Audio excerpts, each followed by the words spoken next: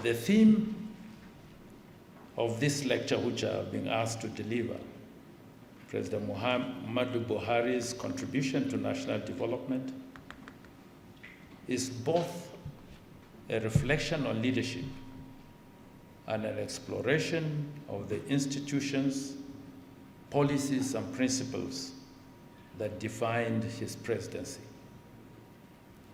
While we are gathered to present Garba Shehu's According to the President, this lecture does not adopt that book's title, but rather complements it by situating the administration's advancement agenda within the broader architecture of governance and reform. Let me begin with a moment that shaped the trajectory of the 2015 Buhari presidential campaign. In the lead-up to the 2015 general elections, a small but consequential meeting was held to discuss key appointments into the emergence structure of the Buhari presidential campaign. It was at that meeting that Garba Shehu's name was tabled as a prospective director of media and publicity. And I'm glad that Mala Nasru El-Rufai is here in this meeting. He was part of that decision-making. And I humbly made that suggestion. And that suggestion gave birth to the appointment of Mala Garba Shehu as the Director of Media and Publicity. The decision was based on merit. He brought a long-established reputation in political communication, editorial leadership, and public engagement. More importantly, he was considered as someone who could speak with clarity while remaining anchored in institutional discipline. From that moment, Mr. Shehu became an integral part of the political infrastructure that eventually shaped the Buhari administration. His transition from campaign spokesperson to presidential media advisor was a logical progression, a signal continuity of message and fidelity to the original orientation of the presidency. And arguably, President Buhari's public life was marked not just by official positions, but by a strong connection with many Nigerians. His reputation for integrity, as attested to by General Gawan, who was his boss, discipline, and national commitment earned him lasting support, especially in the northern parts of the country and later the south, and gave him that nickname of Say My Gaskiya. This support was built on earned social trust rather than political expediency, and it gave his administration the room to pursue difficult reforms in areas like security and the economy with a degree of public backing that was unusual in Nigerian political history. This lecture has been structured into three major parts: the introduction, with which I'm dealing with now, a reflection of evolutionary and exemplary leadership, and President Buhari's legacy 2015 to 2023, and the concluding part of the lecture. Let me start with the first segment. This lecture on President Buhari's contribution to national development reflects a lifetime of committed public service. His career has been shaped by national duty, from his early military service to his tenure as military governor of the northeastern state and thereafter Borno State. A lot of the Gen Zs don't even know that Buhari served as governor of Borno State, but he served for a very short while, where he carried out foundational reforms during the post-Civil War recovery, and later as Federal Commissioner for Petroleum and Natural Resources. Between 1976 and 1978, under his supervision, the Nigerian National Petroleum Corporation, NNPC, initiated key pipeline and depot infrastructure, and approved contracts for the Kaduna and Warri refineries, laying the foundation for Nigeria's downstream oil sector.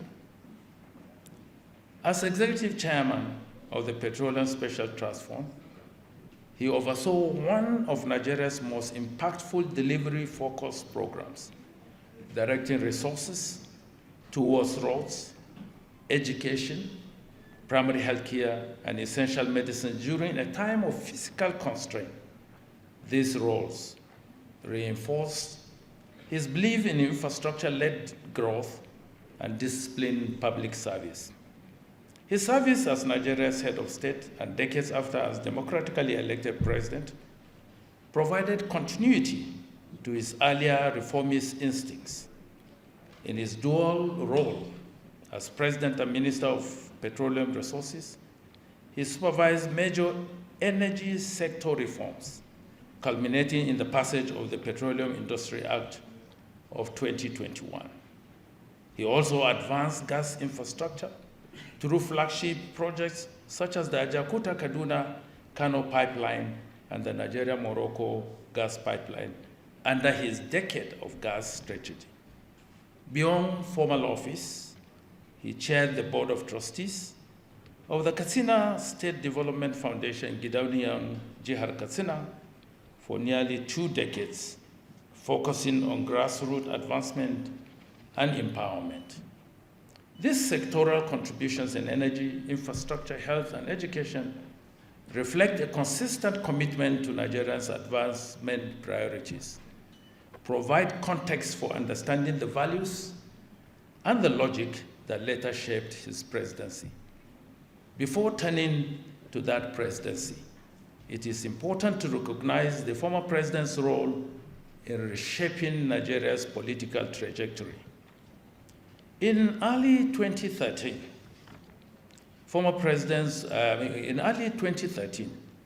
as the leader of the Congress for Progressive Change, CPC, President Buhari formally requested and supported the creation of the CPC Merger Committee, part of a broader coalition building process that brought together the ACN, the party under which I served as the Deputy National Chairman as of that time. We also had our own transition or merger committee, the AMPP, and a faction of the ABGA, and the elements of the ruling party through the breakaway new PDP group.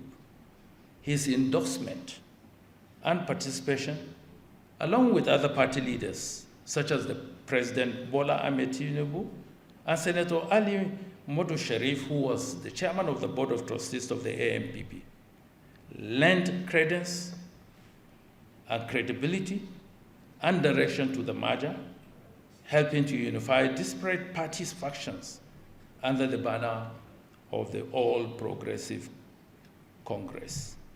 That coalition building paved the way for the first democratic defeat of an incumbent ruling party in Nigeria's history. President Buhari's integrity, national stature, and disciplined messaging were central to that breakthrough. Not only that, for us in the ACN, I do not intend to stir any controversy, but I will make bold to state this, that the merger in 2013 was midwife to present a Buhari or create a Buhari presidency. Because we looked at the statistics of the votes that were coming to the table. In the 2003 election against Obasanjo, Buhari raked in 2.7 million votes. In the 2007 election with Shehu Yar'Adua, 2012, 12.7 million votes. In 2007, after the PDP unleashed its machinery, it came to 6.6 million votes against Yar'Adua. In 2011, it went back to 12.2 million votes. And when we were conceptualizing the merger, we said, what would give us a head start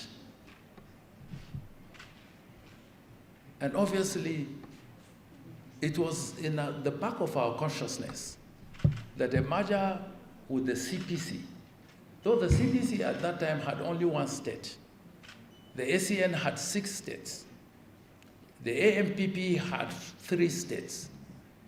But when you sum out the total votes that gave us the presidency in 2015, the aggregate of the total votes were 15.4 million votes. So basically, what we brought to the table, the other parties that were in the merger, in addition to Buhari's 12.2 million votes, were 3.2 million votes. I do not intend to stir any controversy, but I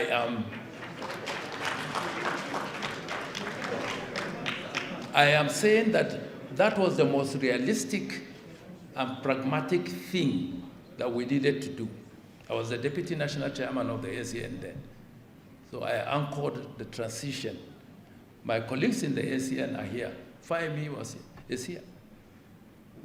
What we did and the decisions that we took was to provide or to produce a Buhari presidency.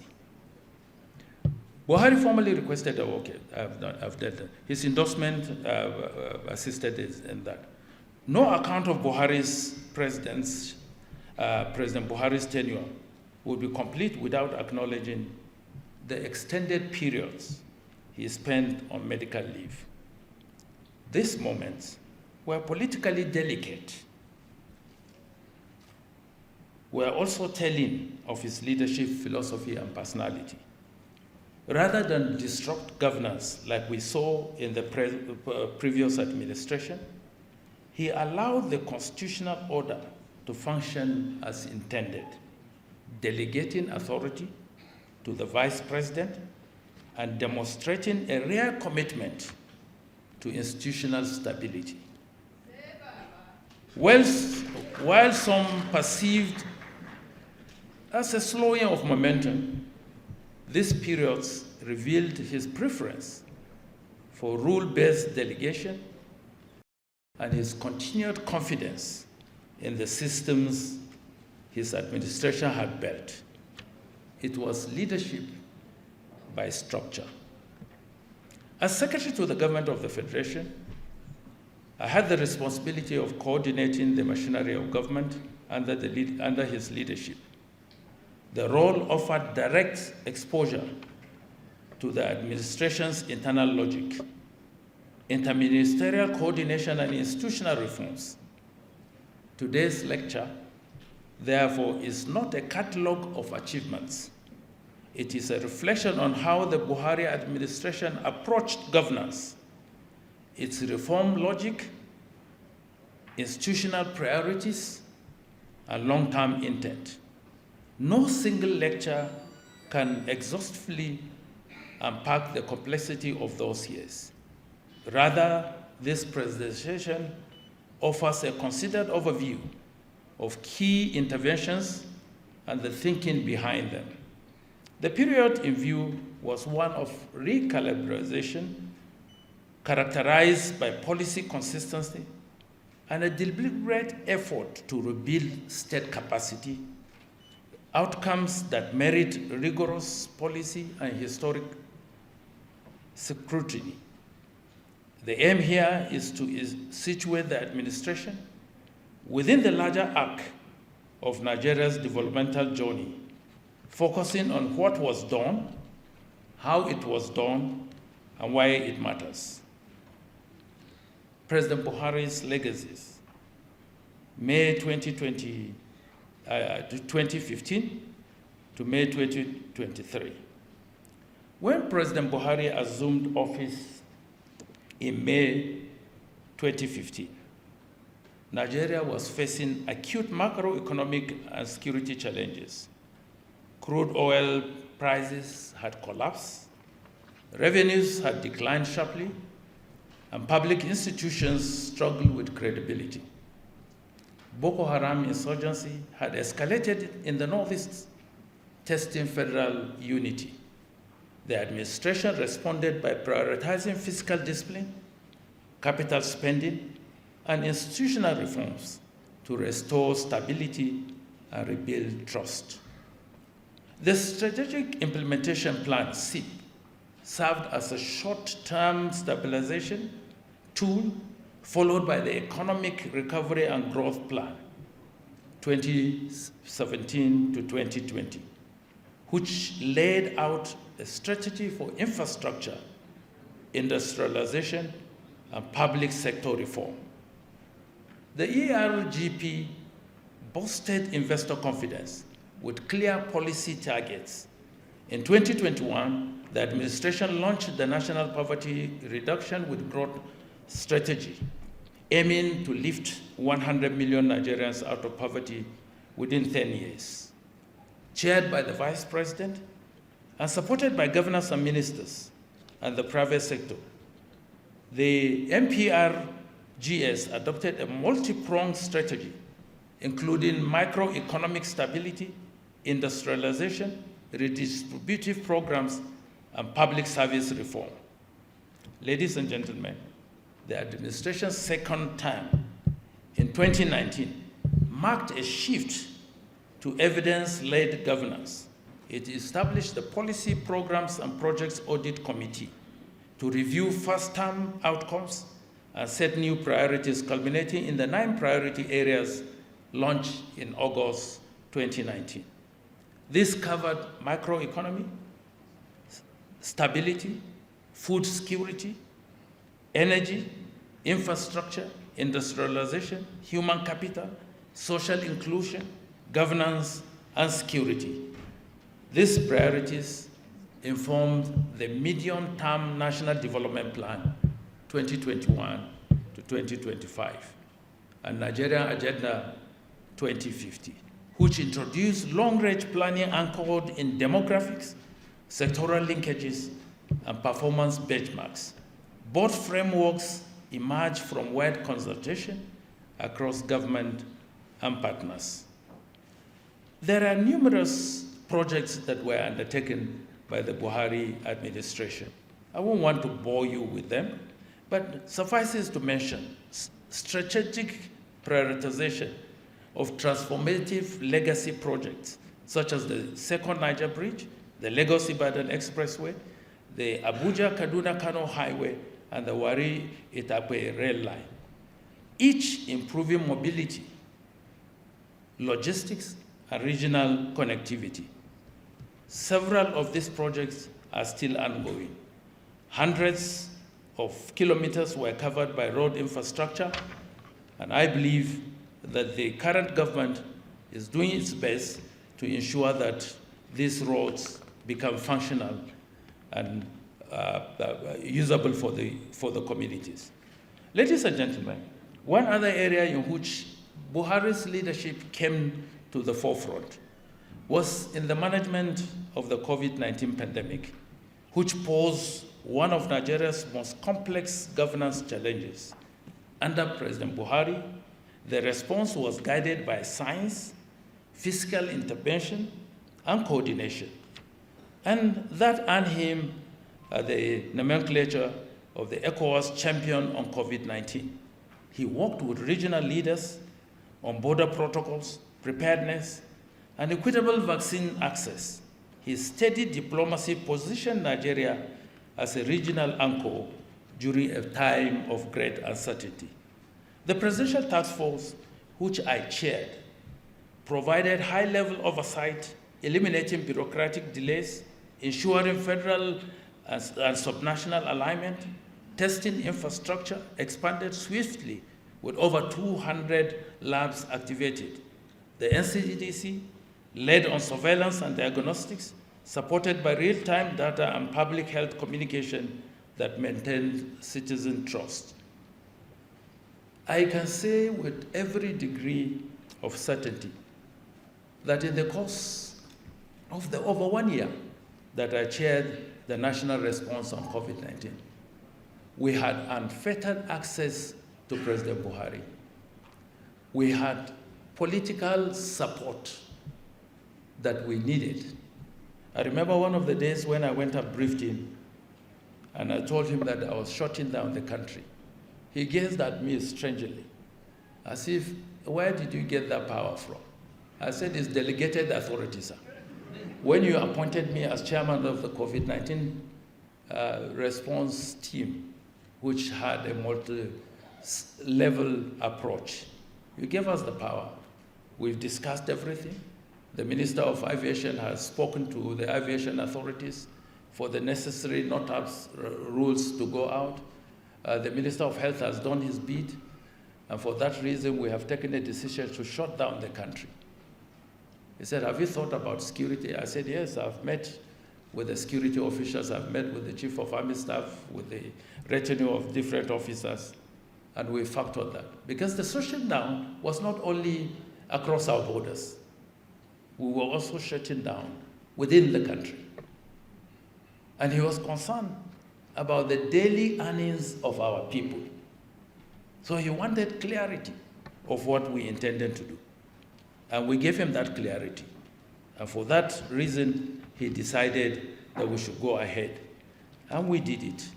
And to the glory of God, we have done so well with our response, to the extent that several countries have copied it, and they still copy it. And we have received accolades from international organizations like the World Health Organization, the United Nations, as Nigeria's response being one of the best globally. So I think it is part of the leadership that he provided that gave us that.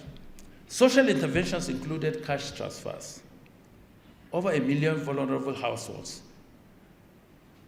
We trained digital workers, targeted SMEs with relief, COVID mobilized. It was multi-sectoral and multi-level in terms of the work that we did. Under President Buhari, institutionally, the administration pursued reforms through executive orders and legislative action. Executive Orders 13 and 14 introduced performance contracting and institutionalized the presidential transition process. The latter stands out as a pioneering move. It repositioned transitions from ceremonial handovers to structured rule-based processes that reinforce national stability and continuity in governance. In doing so, it created a new standard of transition that has outlived his office, but still remains as an instrument of shared goals and institutional trust. Major legislative milestones include the Petroleum Industrial Act and 4 finance acts aligning fiscal policy with economic strategy. The Presidential Enabling Business Environment Council oversaw over 100 reforms that improved Nigeria's ease of doing business rankings. In the digital economy, broadband coverage expanded to nearly all the local governments under President Buhari, while the National Digital Policy and Strategy provided a coherent framework. The NIM-SIM integration strengthened identity systems and local content policies. Under President Buhari, Nigeria experienced an unprecedented surge in military modernization, with asset acquisition reaching its peak across armed forces. In April of 2018, he approved $1 billion intervention for military equipment.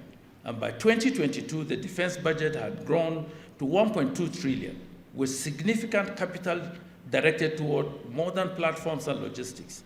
This represented the most intense military buildup since the return to democracy, reflecting an urgent response to security challenges and a disciplined strategy for operational renewal. Education did not suffer. Let me come to an area where I believe history will judge President Buhari well. Nigeria's foreign policy under President Buhari combined pragmatic diplomacy with a clear ambition to reassert the country's leadership across Africa and on the global stage. His tenure saw strategic appointments that elevated Nigeria's visibility in multilateral institutions. Most notably, Nigeria successfully led a re-election campaign for Dr. Akinwumi Adesina as president of the African Development Bank, despite international headwinds and a contested review process. Under his leadership, Akinwumi's leadership for 10 years, the bank's authorized capital expanded from 93 billion to 318 billion, directly impacting 565 million lives through transformative investments in infrastructure, energy, and food systems. In 2015, Professor Bernard Orama assumed office as president of the Afro-Exim Bank under President Buhari's leadership, growing the bank's portfolio from under 5 billion to over 37 billion by 2024, and strengthening Africa's trade finance architecture. Amina J. Mohammed, who served as Minister of Environment under President Buhari, was appointed United Nations Deputy Secretary General in 2017 and reappointed in 2022, advancing Nigeria's global standing in development and climate diplomacy. The assertive posture continued with the election of Ambassador Tijani Muhammad Bade as president of the 74th United Nations General Assembly in 2019, the first Nigerian to hold that role since Joseph Garba in a period of over 30 years. We never went back there until Nigeria gave the maximum support that Bade required to be able to assume that office. In 2021, Dr. Ngozi Okonjo-Iweala became the first African and the first woman to lead the World Trade Organization.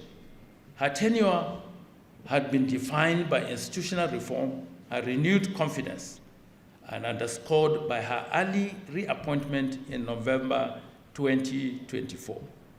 The world was not to wait. They were eager to get her reappointed. They appointed her way ahead of time. Her tenure is supposed to elapse I think in September of this year.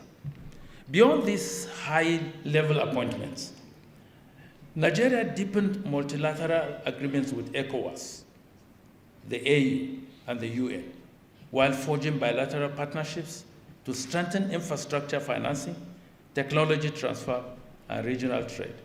Under Buhari's leadership, Nigeria's diplomacy became more deliberate, reinforcing the country's role as a continental power and a credible actor in global affairs. In the same vein, he went ahead before leaving office to sign and ratify the African Continental Free Trade Zone Agreement. The Buhari administration imprint lies not only in reforms it pursued, but in systems it established to deliver and sustain impact.